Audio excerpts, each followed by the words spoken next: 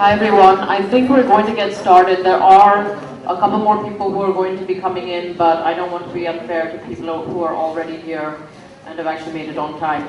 So we are going to get started. This session is the Art Critic session, and we have, we're very privileged to have Girish here as a moderator. Adit Dotto has come from Calcutta. Ashrafi Bhagat is Chennai's very own. And Abhay Sardesai is here from Bombay. And I'll just say a few words about criticism, and then I'll just introduce each of the speakers and let Girish take it forward. I'd just like to say as well that, Bhavna, Kakar, who is supposed to be on this session, who's the editor, publisher of Take Art magazine from Delhi, could not be with us today.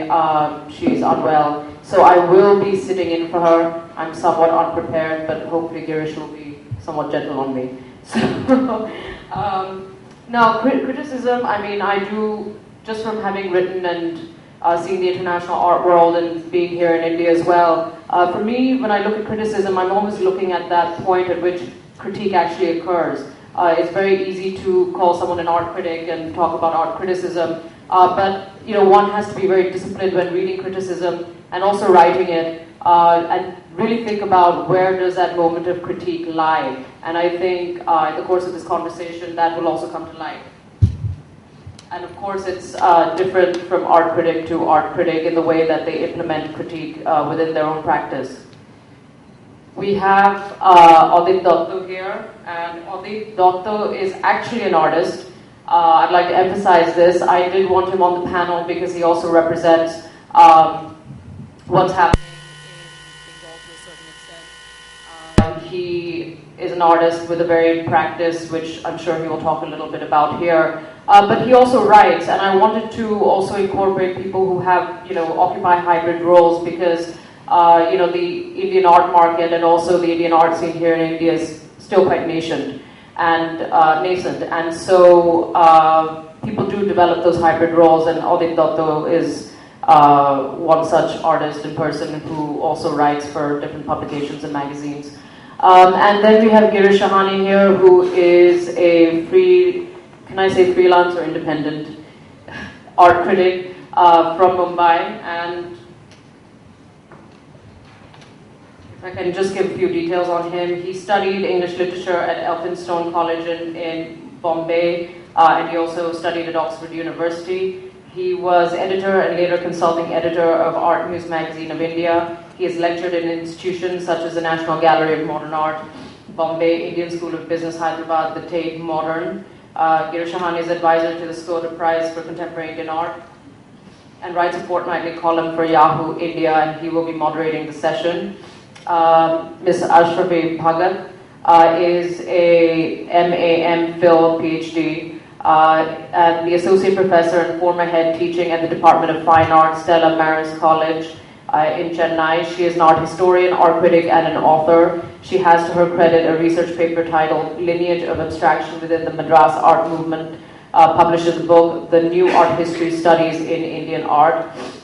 She was invited by the Mark Journal to be guest editor for a special edition on South titled The Southern Terrain, published in December 2010.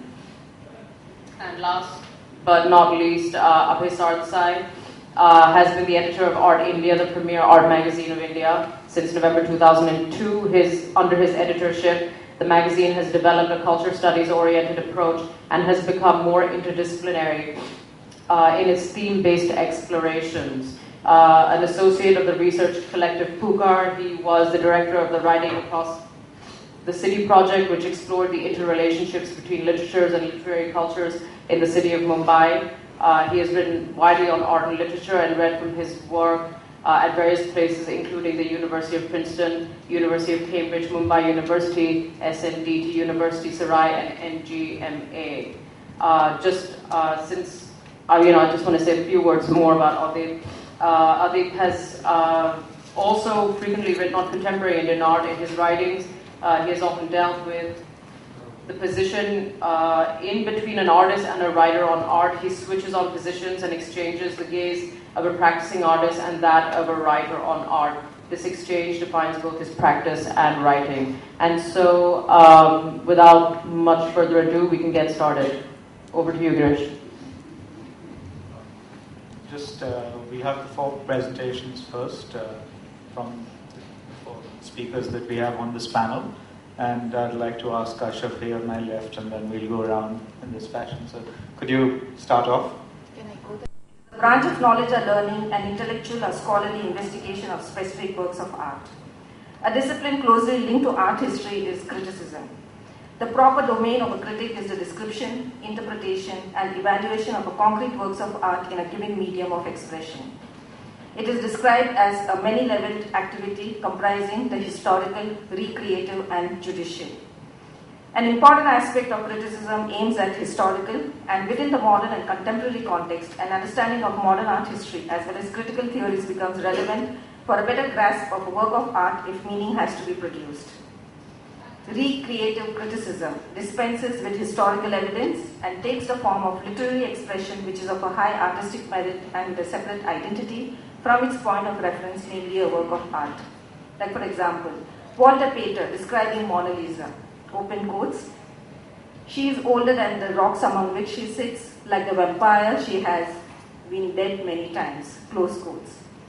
Now this is because Pater acknowledged that he wanted to see the object in itself as it really is.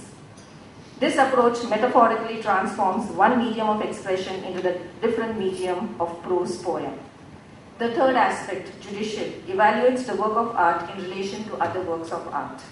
The judicial evaluation could be based on normative criterion of formal artistic excellence as significant form put forth by English critic Clive Bell to describe colors, lines, and shapes of the visual arts.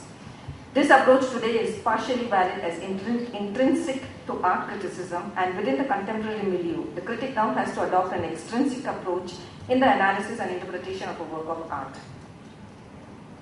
For a critic today, a multiplicity of genre is there, and this may be regarded as its salient characteristic. The different approaches to visual arts fall under 2 rubrics, intrinsic and extrinsic perspectives. Intrinsic perspectives discusses on describing and analyzing the inherent qualities of a work of art. It deals with materials and techniques, formal and symbolic characteristics and function. Extrinsic is an understanding of the work of art requiring an examination of the various conditions surrounding and influencing it in what we today broadly term as cultural context.